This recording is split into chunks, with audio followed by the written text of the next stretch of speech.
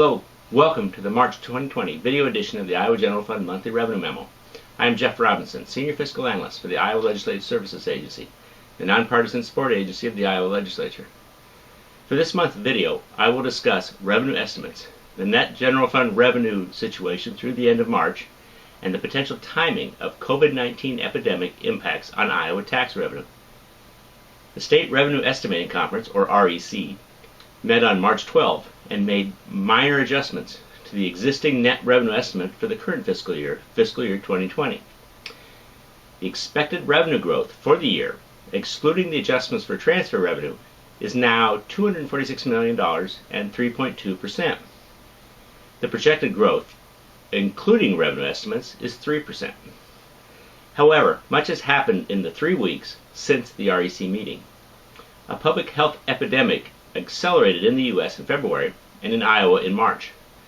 This coronavirus epidemic has resulted in increasing hospitalizations and deaths, with the situation expected to intensify over the next weeks or even months. In an effort to slow the epidemic and lessen its toll, the government response has included travel bans, school and university closings, group activity restrictions, cancellations of events and celebrations, and the closing of businesses that are considered non-essential. These actions will result in reduced economic activity and therefore reduced tax revenue. In addition to the direct economic impacts, the Iowa Department of Revenue, citing Iowa Code language granting authority in situations where the governor declares a natural disaster, has postponed the tax return and payment due dates for individual income, corporate income, bank franchise tax, and credit union tax. The postponement moves the due date for any of these types of annual tax returns that are due after March 18th to July 31st.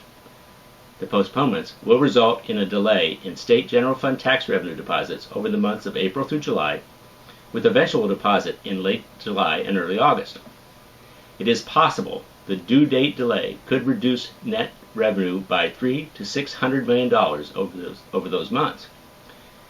The department also delayed until April 10th the March 25th due date for the twice monthly remittances of employee withholding tax by employers. This delay, which could have pushed as much as $100 million from March into April, does not appear to have had a noticeable impact on deposits around the usual March 25th due date. Taking a look at the general fund situation fiscal year to date and excluding revenue transfers, growth is $229 million and 4.6% through the end of March, well above the expected 3.2% rate of growth for the full fiscal year.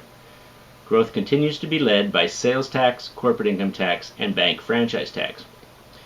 Individual income tax is down almost $60 million. The lag in individual income tax is the result of tax rate reductions implemented last January and an increased rate of income tax refund issuance compared to last year. This chart shows the dollar amount of individual income tax refunds issued in February and March for each of the past 15 years. Prior to 2017, Iowa issued a considerable percentage of tax refunds early in the year. For fiscal years 17 through 2019, a larger percentage of the refunds were issued after mid-April. This year, the process appears to have changed again, as refunds issued this year in February and March totaled $310 million versus $210 million last year. The tax revenue consequences of the epidemic will not just impact the state general fund. Casinos are closed, so the gambling tax that generally funds infrastructure projects will suffer. And there will be negative impacts on road use funding through reduced fuel tax revenue. While local government property tax revenue should remain stable, local government sales tax revenue should be expected to slow considerably in the coming months. To summarize, while net general fund revenue through the end of March is above current projections for the fiscal year, the facts of the accelerating COVID-19 epidemic and the resulting government response will result in tumbling tax liability for at least the next several months. The decline could be significant and unprecedented.